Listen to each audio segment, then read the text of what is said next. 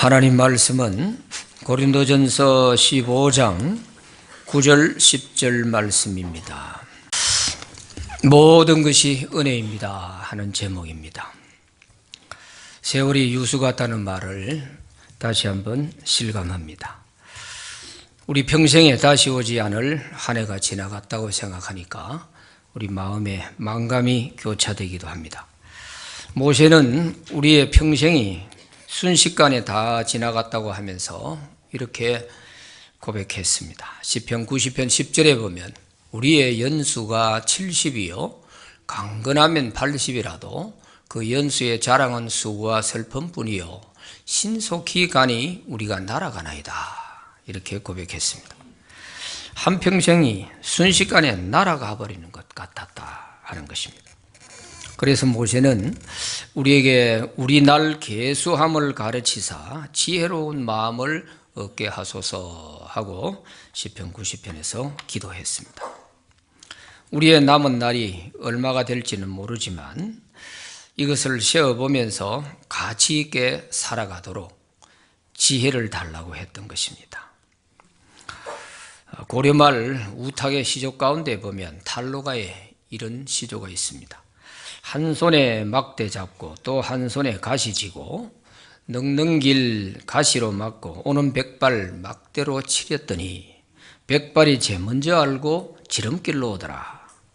늙지 말려이고 다시 젊어 버렸더니 청춘이 날 속이고 백발이 거의로다. 이따금 꽃밭을 지날 째면 죄 지은 듯 하여라 하는 이런 시조가 있습니다. 흘러가는 세월을 인간의 힘으로 막을 수가 없어서 늙어가는 인생을 한탄하는 노래입니다. 대중가요에도 보면은 대중가요에 가는 세월 그 누구가 막을 수 있으랴, 흘러가는 시냇물을 잡을 수 있나요 하면서 이런 노래가 있지 않습니까? 이렇게 세월은 쏜살같이 지나가는데 그렇다고 우리가 흐르는 세월이 야속하다고 한탄만 하고 있을 수는 없잖아요. 어떻게 하면 되겠습니까? 우리에게 주어진 시간 하루하루를 가치 있게 사용하는 것입니다. 시간은 붙들어 둘 수가 없기 때문에 그 시간을 선하게 사용하는 것이 세월을 아끼는 길입니다. 어떻게 사용하는 것이 선하게 사용하는 것이겠어요? 그것은 하나님의 뜻대로 사는 것입니다. 그래서 성경에서 우리에게 이렇게 말씀합니다. 에베소서 5장 16절 17절에 보면 세월을 아끼라, 때가 악하니라. 그러므로 어리석은 자가 되지 말고 오직 주의 뜻이 무엇인지 이해하라, 이렇게 말씀합니다.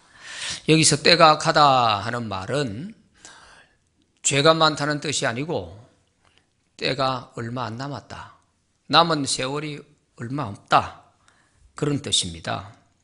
그러므로 주님의 뜻이 무엇인가를 잘 이해하고 주님의 뜻대로 사는 것이 지혜로운 자고, 주님의 뜻과 상관없이 내 야망과 내 생각대로 사는 것이 어리석은 자라는 것입니다. 우리가 지나놓고 보면 또 그렇습니다. 정말 하나님의 말씀대로 살지 않고 살아온 모든 삶은 보면 다 허무한 거예요. 그러나 주의 뜻대로 살아온 그 기간만큼이 우리에게 있어서 가장 가치 있는 시간들이 되는 것입니다.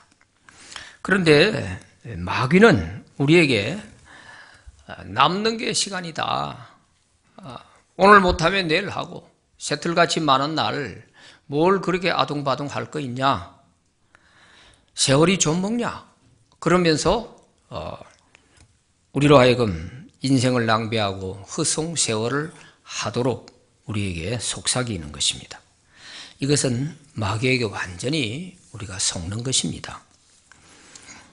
마귀들이 모여서 어느 날 회의를 했답니다. 예수 믿는 사람 어떻게 하면 좀 실패하게 할 수 있을까? 이걸 가지고 의논을 했는데 뭐 잡아 죽입시다, 감옥에 쳐넣읍시다, 뭐 별소리 다 나왔지만 그것이 다 거부되고 그 마귀 회의에서 결정된 사항이 무엇이냐 하면 예수 믿는 사람들 기도한다면 기도하게 해줍시다. 또 봉사한다면 봉사하게 해주고 좋은 일 하겠다 그러면 다 하게 해줍시다. 그러나 단 조건 하나를 붙입시다. 오늘 하지 말고 내일부터 하라고. 그래서 그것이 만장일치로 통과가 됐다는 것입니다. 여러분, 우리가 마냥 세월이 젖먹나 할 정도로 그렇게 많은 것 같지만 지나고 보면 한평생이 금방 지나가는 거예요. 손살같이. 오죽했으면 120년을 살았던 모세가 돌아보니까 120년의 세월이 날아간 것 같다는 거예요. 우리는 거기에 미치지도 못하는 사람인데 모세가 그렇게 생각한다면 우리는 얼마나 더 빨리 가겠습니까? 오늘 우리는 올 한 해를 어떻게 마무리를 하고 새해를 맞았으면 좋겠습니까? 올 한 해를 잘 마무리해야 새해도 잘 맞이할 수 있기 때문입니다. 오늘 본문에는 사도 바울이 자신의 인생을 돌아보며 고백하기를 모든 것이 하나님의 은혜였습니다 하고 고백하고 있습니다. 지금까지 내가 존재하는 것도 하나님의 은혜요, 내가 사도로 부름받은 것도 하나님의 은혜요, 내가 사도가 되어서 누구보다 더 열심히 살아온 것도 내가 한 것이 아니요 하나님의 은혜로라, 이렇게 고백하고 있습니다. 우리도 바울처럼 올 한 해를 지나오면서 아쉬운 일도 잘한 일도 때로는 실수도 했지만 지나고 보니 모든 것이 하나님의 은혜였습니다. 이렇게 우리가 감사한 마음으로 한 해를 마무리한다면 얼마나 좋을까, 그런 생각을 합니다. 이렇게 우리가 감사한 마음으로 한 해를 마무리하면 원망이 없어지고 자책의 함정에서 벗어날 수 있습니다. 그러나 실패에 집착하게 되면 원망이 생기게 되고 자기를 비관하는 깊은 수렁에 빠지게 됩니다. 그래서 우리가 잘못한 죄는 철저히 회개해야 하되 자기 학대나 비관의 늪에 빠져서는 안 되는 것입니다. 이런 한 해의 마무리는 새해를 맞아도 기대할 것이 없어요. 올해의 연장선일 뿐입니다. 그래서 올 한 해를 우리는 모든 것이 다 하나님의 은혜였습니다, 그 은혜에 감사합니다 하는 이런 마무리가 저와 여러분에게 있기를 바랍니다. 오늘 본문에서 바울 사도가 모든 것이 하나님의 은혜라고 한 그 은혜는 무엇이었을까요? 첫째는 구원해 주신 은혜입니다. 디모데전서 1장 13절 14절 말씀에 보면 내가 전에는 비방자요 박해자요 폭행자였으나 도리어 긍휼을 입은 것은 내가 믿지 아니할 때 알지 못하고 행하였음이라. 우리 주의 은혜가 그리스도 예수 안에 있는 믿음과 사랑과 함께 넘치도록 풍성하였도다 그랬습니다. 우리 주의 은혜가 넘치도록 내게 풍성했다. 이 말은 내가 도저히 구원받을 수 없는 인간임에도 불구하고 하나님께서 나를 긍휼히 여기시고 나를 구원해 주셨다. 그러기에 그 주님의 은혜가 내게는 넘치도록 풍성했다. 이렇게 고백하고 있는 것이죠. 왜냐하면 바울은 내가 이전에 교회를 비방하고 믿는 성도들을 박해하고 잡아다 가두고 폭행하고 하던 이런 사람이 내가 어떻게 구원받을 수 있겠냐 이거예요. 그럼에도 불구하고 하나님이 나를 구원해 주신 이 은혜, 이 은혜를 감사하고 있는 것입니다. 이런 자기 고백처럼, 바울의 이 고백처럼 그는 죄인 중에 괴수였습니다. 그럼에도 불구하고 하나님이 심판하지 않으시고 그를 구원하셨습니다. 그래서 바울은 이 은혜를 생각하면서 자기 자신을 성경에서 뭐라고 표현했냐 하면 디모데전서 1장 15절에서는 죄인 중에 괴수다 이렇게 표현을 했고, 또 에베소서 3장 8절에서는 모든 성도 중에 가장 작은 자보다 더 작은 자다 이렇게 표현을 했고, 또 오늘 본문 15장 9절에서는 사도 중에 가장 작은 자다 이렇게 표현을 했어요. 이것은 바울이 자기를 겸손한 척하기 위해서 한 말이 아니고 자기가 구원받은 그 은혜를 생각하면 예수 믿기 전에 자기가 어떤 사람이었다는 걸 너무도 잘 알기 때문에 그래서 나는 예수를 믿었지만 나는 정말 다른 성도들하고 다르게 나는 정말 죄인 중에 괴수고 모든 성도 중에 작은 자보다 더 작은 자고 사도가 됐지만 사도가 될 자격도 없는 나를 사도로 세워주셔서 사도 중에도 가장 작은 자다. 이렇게 말한 것입니다. 그래서 바울의 이런 고백을 보면 바울이 왜 겸손한 삶을 끝까지 살 수 있었나 하는 것을 알 수 있는데 그것은 바로 구원받은 은혜를 잊어버리지 않았기 때문이죠.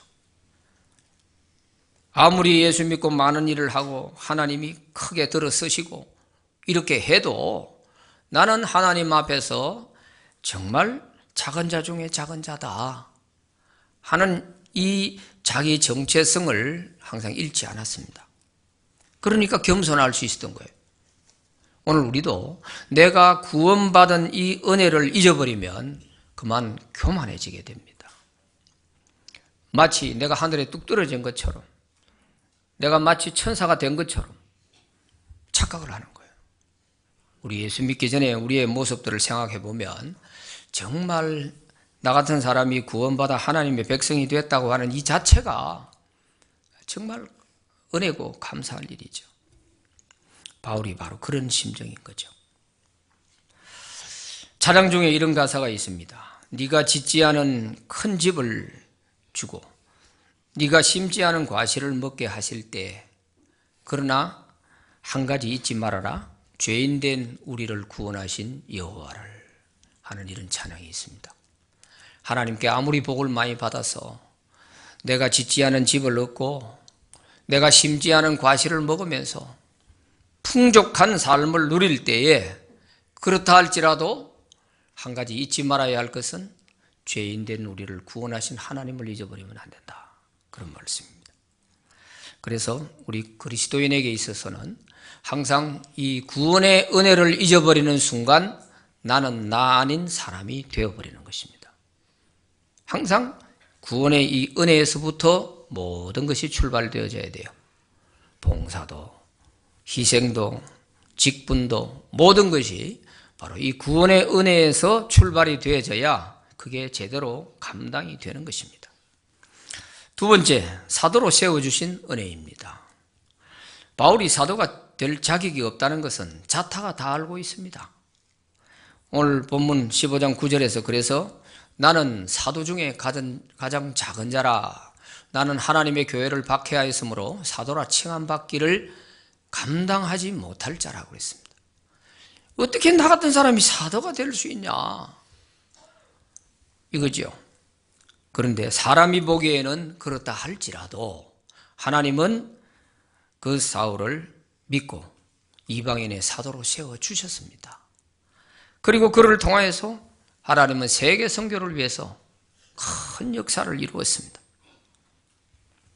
그래서 바울은 자기에게 자격 없는 자기에게 사도의 직분을 주신 이 은혜를 감사하고 있는 것입니다.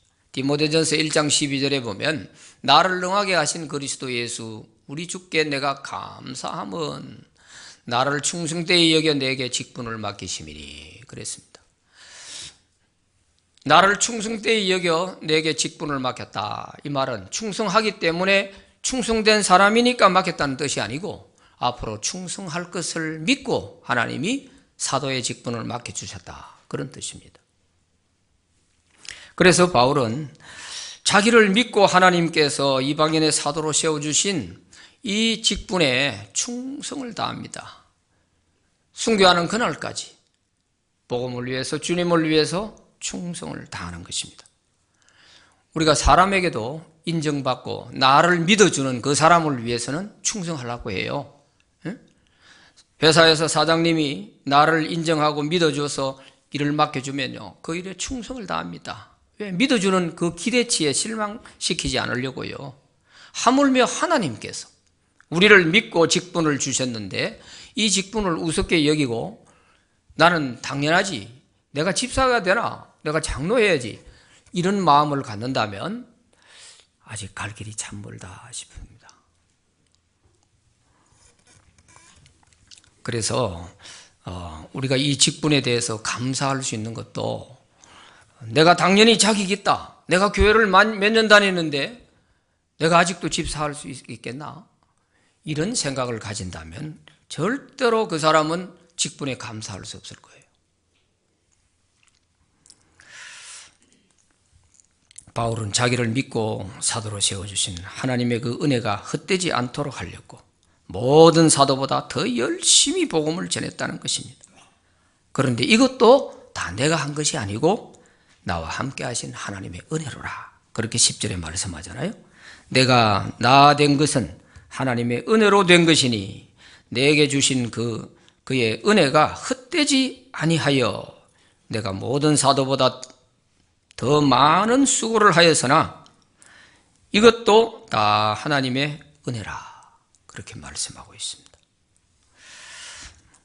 오늘 우리도 충성할 줄 믿고 우리에게 각각 직분을 맡겨주신 그 하나님의 은혜에 감사하면서 충성할 때 하나님이 기뻐하실 줄 믿습니다. 오늘 은퇴하시는 권사님 5분이 계십니다. 그동안 주님을 위해, 교회를 위해 충성하시다가 이제 정년이 되어서 은퇴를 하시게 됐습니다. 지금까지는 직분에 충성하시느라 바빠서 못다 하신 일들도 있을 수 있을 것입니다. 이후로는 교회를 위해 기도하시는 일과 전도하시는 일에 이제는 자유로운 몸이 되어서 더욱 본이 되어 주시기를 바랍니다. 그럴 때 하나님께서 여러분들의 건강과 또 총명한 은혜를 주실 줄로 믿습니다. 세 번째, 하나님이 함께 해주신 은혜입니다. 바울이 이방인의 사도로 세움을 받아서 다른 사람들보다 더 많은 사람들에게 복음을 전하고 여러 나라의 많은 교회들을 세웠습니다. 그런데 이것이 자기 힘으로 한 것이 아니라 하나님이 나와 함께 하신 그 은혜 때문이라는 거예요. 그래서 내가 모든 사도보다 더 많이 수고하였으나 내가 한 것이 아니요 오직 나와 함께 하신 하나님의 은혜로라. 하나님이 함께 하셨기에 가능한 일이지 이게 내 힘으로 할 수 있는 일이 아니라는 것이죠. 사실이 그렇습니다. 바울을 통하여 하나님께서 능력을 주셔서 그 능력이 나타날 때마다 복음의 놀라운 역사가 나타났지 않습니까? 죽은 자가 살아나기도 하고 병든 자가 일어나기도 하고 말로 다 할 수 없는 그런 하나님의 역사 속에서 지금까지 교회를 세우며 복음을 전해온 것 아니겠습니까? 죽을 고비를 얼마나 또 많이 넘겼습니까? 그럼에도 불구하고 나와 함께 하신 그 하나님의 은혜로 이 모든 것을 다 할 수 있었다, 이렇게 고백하고 있는 것이죠. 특히 바울이 복음을 전하면서 그 겪은 환난과 시련, 역경들은 이루 말로 다 못하지요. 그걸 어떻게 자기 힘으로 이겨내겠습니까? 자기로서 이겨낼 수 있는 한계는 벌써 넘었어요. 그럼에도 불구하고 하나님이 자기와 함께 하셔서 오늘까지 내가 존재하고 있다 하는 이것을 시인하고 인정하고 있는 것이죠. 바울이 복음을 전하면서 겪은 고난을 고린도후서 11장 23절부터 27절까지에 기록하고 있는데 우리 함께 같이 한번 읽어보겠습니다. 시작. 내가 수고를 넘치도록 하고 옥에 갇히기도 더 많이 하고 매도 수없이 맞고 여러 번 죽을 뻔하였으니 유대인들에게 40에서 하나 감한 매를 5번 맞았으며 3번 태장으로 맞고 1번 돌로 맞고 3번 파선하고 일주야를 깊은 바다에서 지냈으며 여러 번 여행하면서 강의 위험과 강도의 위험과 동족의 위험과 이방인의 위험과 시내의 위험과 광야의 위험과 바다의 위험과 거짓 형제 중의 위험을 당하고 또 수고하며 애쓰고 여러 번 자지 못하고 줄이며 목마르고 여러 번 굶고 춥고 헐벗었노라. 아멘. 이루 말할 수 없는 이런 어려움 가운데서 다 지나왔는데 돌아보니 그게 다 하나님의 은혜였다 하는 것입니다. 오늘 우리도 좋은 날도 있었지만 어려운 고비고비 지나놓고 보면 정말 주님이 함께 하셨구나. 주님이 은혜 안 주셨으면 내가 그 어려운 시련을 못 이겨냈을 텐데, 그 슬픔과 역경을 내가 이겨내지 못했을 텐데, 이런 마음이 들 때가 가끔 있지 않습니까? 바울도 마찬가지였어요. 그래서 좋을 때 사실은 어찌 보면 우리가 하나님과 멀어지기 쉽고, 어려울 때는 주여 살려주세요 하다 보면은 오히려 어려울 때가 주님과 함께하는 시간들이 많았던 것 같아요. 또 바울은 낙원에 갔다 오는 영적인 깊은 세계도 경험했습니다. 그러기에 하나님은 그에게 그것 때문에 교만해서 실패하지 않도록 하기 위해서 육체 가시의 은혜를 주셨어요. 은혜의 가시를 주셨어, 가시를. 고린도후서 12장 7절 말씀에 보면 여러 계시를 받은 것이 지극히 크므로 너무 자만하지 않게 하시려고 내 육체의 가시 곧 사탄의 사자를 주셨으니 이는 나를 쳐서 너무 자만하지 않게 하려 하심이라. 참 놀랍죠. 우리에게 은혜도 주시지만 그 받은 은혜 때문에 교만해서 넘어지지 않도록 하려고 하나님은 안전장치를 우리에게 걸어두시는데 그게 육체 가시입니다. 사탄의 사자라 이렇게 표현도 했습니다. 그러니까 우리가 영적 깊은 세계를 체험했다 해가지고 그것 때문에 교만하게 되면요, 하나님이 이 사탄의 사자를 붙여놓으면 참 힘듭니다. 정말 힘들어요. 그래서 은사 받고 은혜 많이 경험했다는 사람들이 보면은 참 힘들게 사는 걸 보는데 이걸 깨달아야 되는 거예요. 하나님이 안전장치로 걸어놨기 때문에 내가 교만하지 않으면 돼요. 바울처럼, 바울이 그렇게 크게 쓰임받아도 죽은 자를 살리는 이런 능력을 행하는 그런 능력 있는 사도로 쓰임을 받아도 나는 죄인 중에 괴수입니다. 나는 모든 성도보다 작은 자보다 더 작은 자입니다. 사도 중에 가장 작은 자입니다. 이렇게 겸손하게 하는데도 이 육체의 가시가 없어지지 않는 거예요. 그래서 바울이 이걸 모르고 하나님께 이거 없애달라고 3번이나 기도를 했다 했잖아요. 그래서 하나님이 없애주지 않았었어요. 이 질병이었거든요. 무슨 질병인지 정확히는 알 수 없지만 참 교인들이 보기도 좋지 않은 그런 질병이었어요. 그래서 기도했더니 하나님께서 내 은혜가 너에게 족하다. 이것 때문에 다시 구하지 마라. 한마디로 거절당했습니다. 이렇게 우리가 그것 때문에 그 받은 은혜 때문에 교만해가지고 천국 못 가면 오히려 손해잖아요. 그러니까 하나님은 은혜도 주시지만 그 은혜 때문에 망하지 않도록 하려고 이런 육체의 가시도 주시는 거죠. 그러니까 바울이 자기 생애를 돌아보면 모든 것이 은혜인 겁니다. 좋을 때 능력을 행할 때만이 아니고 이렇게 육체의 가시를 달고 살아도 이것도 또한 하나님이 주신 은혜의 가시니 좋을 때도 안 좋을 때도 고통스러울 때도 다 모든 것이 하나님의 은혜인 거예요. 이렇게 말할 수밖에 없는 그 이유를 우리가 알게 되는 것입니다. 오늘 우리의 삶도 돌아볼 때 열심히 노력해서 잘된 일도 하나님의 은혜요, 시련과 역경 중에서 잘 견디고 버틴 것도 다 하나님의 은혜라고 고백할 수 있는 저와 여러분이 되시기를 바랍니다. 우리 찬양 한 개 했으면 좋겠습니다. 은혜 아니면 살아갈 수가 없네. 우리 찬양 함께 불러보십시다.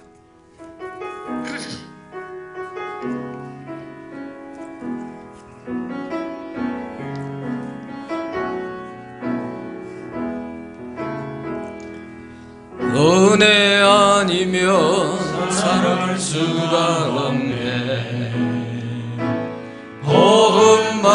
복음마저도 다 주의 것이니 세상 평안과 위로 내게 없어도 예수, 오직 예수뿐이네. 그 신 외에 다 볼 수도 없고 작은 고난에 지쳐도 주께 묶인 나의 모든 삶 버티고 견디게 하셨네.